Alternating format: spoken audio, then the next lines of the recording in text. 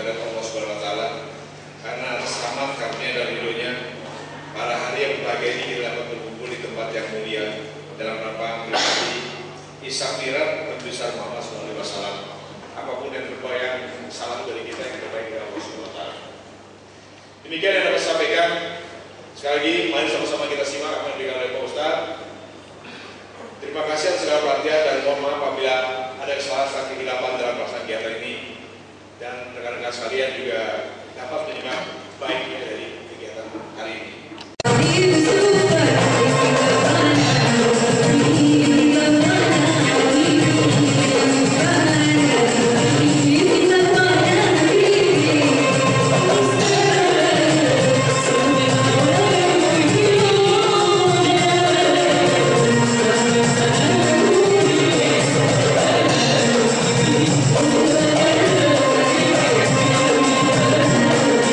Thank you.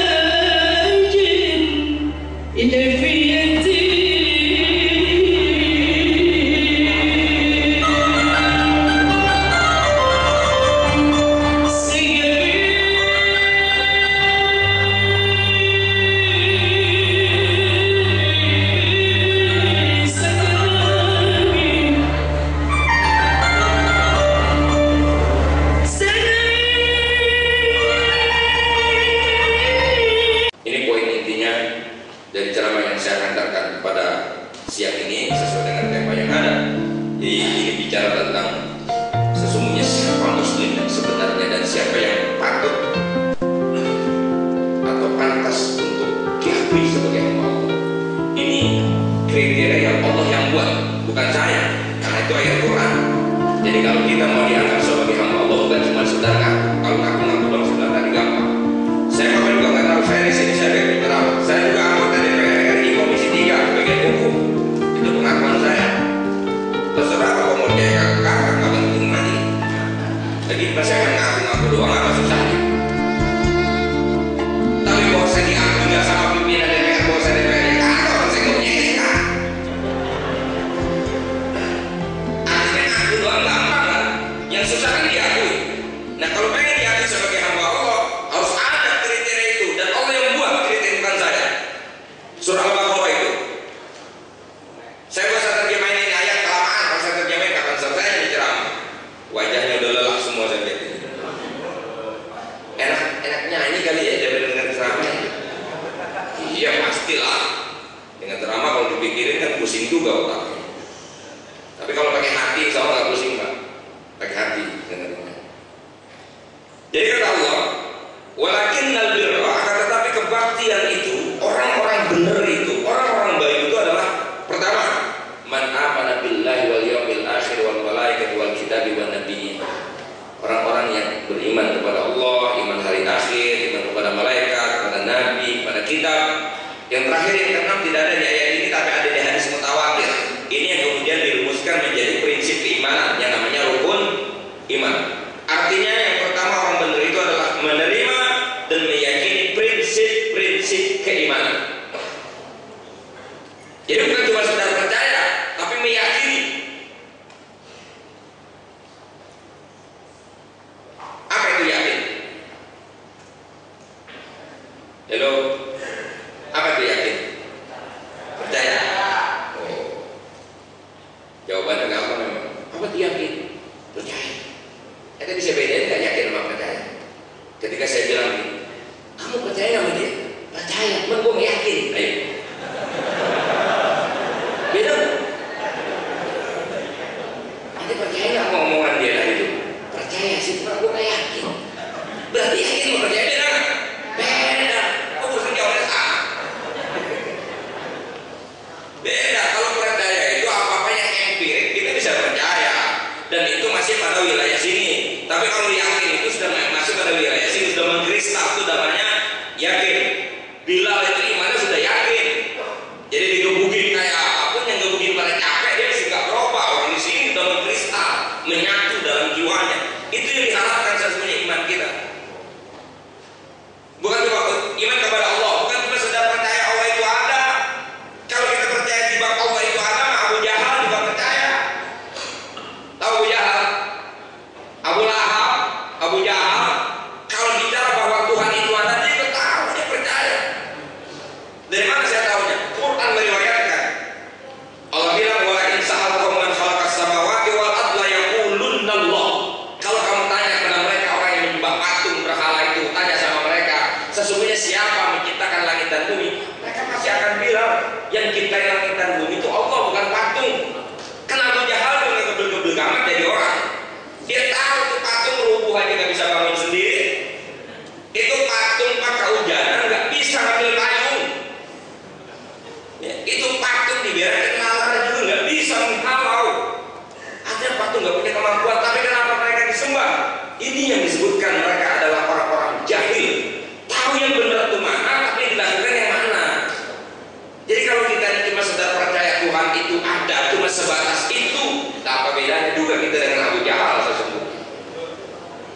Jadi menerima dan meyakini prinsip-prinsip keimanan, baik iman ke Allah, iman kepada hari akhir, iman kepada kitab, iman kepada Rasul, iman kepada malaikat. Ini kalau dibahas secara tuntas lama udah. Pokoknya intinya nanti fokus pembahasan tentang keimanan ini memang panjang, ada bab-bab khusus memang. Intinya kita harus meningkatkan, kalau ada dalam sekalian, mari kita tingkatkan iman Islam kita. Selalu kan kita bicara begitu. Ya salah satunya dengan mengeksplor pengetahuan kita, dengan menambah pengetahuan kita, untuk menambah keyakinan kita. Belajar nggak boleh pernah berhenti. Yang kedua, ukuran orang beriman itu adalah wa atal mala ala hubbihi dzawil qurba wal yatama wal masakin was-sa'ilina fir riqab. Jadi ada keberpihakan kepada orang-orang yang tidak memiliki kemampuan, berpihak kepada orang-orang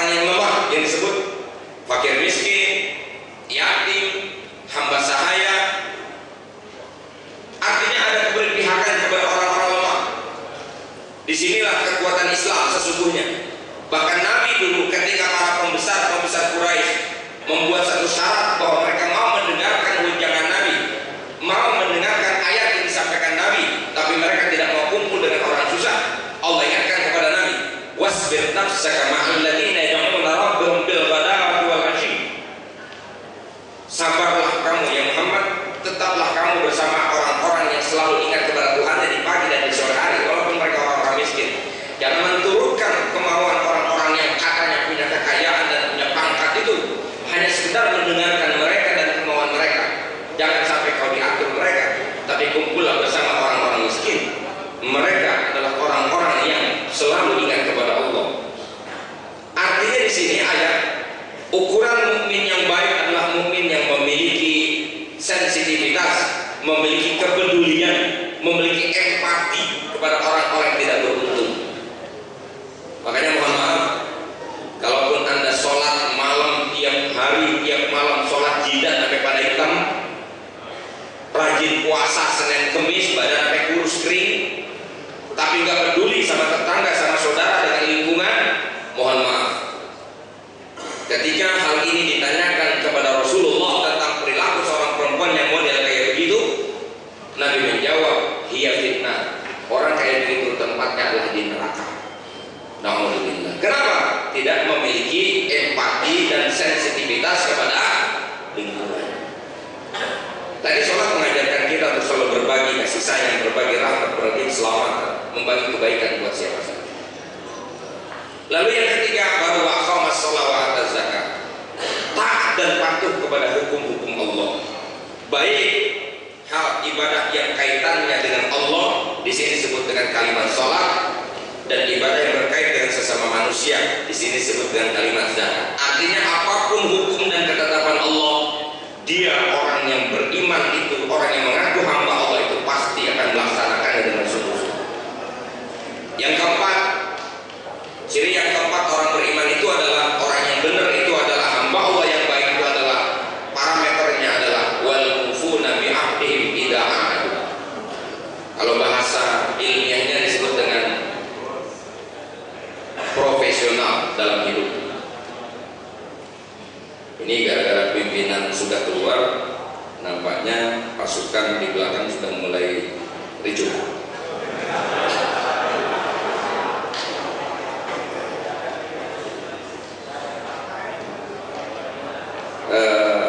Saya minta waktu 5 menit lagi sebentar. Saya akan menghabiskan ayat ini. Anda, kalau saya nggak habiskan, saya yang bertanggung jawab sama Allah. Anda belakang lihat saya saja dulu lah. Anda nggak mau dengar saya nggak apa-apa, dan Anda nggak mau lihat saya nggak apa-apa. Tapi saya minta tolong matanya ke sini aja. Itu doang saya minta. Nanti buat tidur silakan, tapi mohon matanya jangan merah. Ya. Jadi yang keempat ini adalah seorang muslim yang baik pasti profesional. Itu kalimatnya wal mufuna bi ahdihim idza ahadu. Yang secara harfiah artinya menepati janji. Mukmin itu harus memiliki komitmen. Ketika Anda menjadi orang kaya, teruji profesionalismenya adalah selalu berbagi kepada orang, dermawan. Anda dermawan, itu profesional. Jadi kalau Anda jadi muslim yang kaya tapi pelit, medit, kikir, korak, bakhil, pantat kuning, butut gasiran, gak jadi Islam. Jadi orang kaya itu jalan surganya adalah berbagi harta kepada orang. Itu jalan surganya orang kaya. Orang kaya gak perlu banyak doa. Mohon maaf, di sini orang-orang kaya. Hello orang kaya. Saya kasih tahu aja sama Anda nggak perlu banyak-banyak doa. Cukup Anda berlaku profesional, orang yang akan doain ente. Lagi pula orang kaya doanya nggak manjur. Ente cari dalil kemanapun yang manjur tuh doaul fuqara. Doanya orang. Itu pun orang fakir kalau doanya orang. Kalau buat dirinya mah tetap gak mempan juga. Udah begitu aturannya. Jadi kalau orang kaya bisa khawatir agniya, kedermawanan orang itu jalan surga. Kalau pemimpin dengan sikap keadilan yang ditetapkan, ketika orang menjadi pemimpin apapun, dia harus berlaku adil. Iqamatul adli wal musawa, mampu menegakkan keadilan dan persamaan hak bagi orang-orang yang dipimpinnya. Itu profesionalisme seorang pemimpin. Seorang pedagang, profesionalismenya, kebaikannya sebagai hamba ketika dia berlaku jujur di dalam dagang. Seorang polisi, Anda menjadi seorang hamba yang baik Jadi polisi yang baik, profesionalisme polisi adalah apa itu? Melindungi, mengayomi, melayani. Itu jalan surga buat ente. Surga bukan milik ustaz, bukan milik kiai, bukan. Kiai mau bakal nyusun di neraka nanti banyak. Ketika dia tidak mampu menjalankan profesionalismenya sebagai ulama, sama Anda tidak mampu menjalankan profesionalisme sebagai seorang polisi pun akan dimintakan perjawaban. Itu komitmen yang harus kita bangun. Muslim yang baik adalah muslim yang memiliki komitmen hidup yang jelas. Al-mufuna bi ahdihim. Bahkan Anda sudah bersumpah, kita sudah bersumpah kan begitu. Apa namanya bersumpahnya itu? Janji setia. Ya begitulah intinya. Jadi melayani, melindungi, mengayomi. Kalau itu dijalankan, insya Allah pintu surga sudah terbuka. Terserah mau masuk apa kagak lah.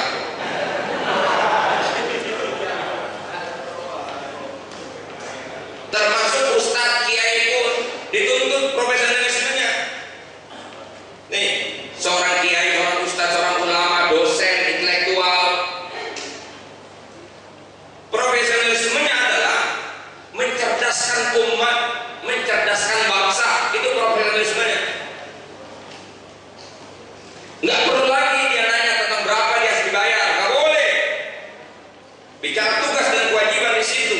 Kalau Anda memang masih bicara masalah jawaban tadi. Kalau dalam dunia ilmiah nggak ada itu, nggak boleh. Kata Al-Quran, ittabi'u man la yas'alukum ajra. Ikuti yang tidak minta upah. Jadi profesionalismenya adalah mencerdaskan umat tanpa boleh minta upah. Makanya saya selalu mengkritik para ustaz, para mubaligh yang pakai DP, yang kemudian menetapkan tarif untuk berceramah di mana tempat. Kenapa? Itu tidak profesional namanya. Profesionalismenya adalah dia mencerdaskan umat. Mau dibayar kayak politisi ongkos atau tidak, itu bukan urusan kita. Saya diundang di sini, padahal yang diundangnya satu instansi keren di sini. Diundang saya datang, saya bawa mobil sendiri, saya nyetir sendiri ke sini. Kenapa? Panggilan saya sebagai seorang profesionalis. Saya datang ke sini. Dan kita nggak boleh mikirin yang macam-macam. Saya datang kemarin nggak mikirin amplop.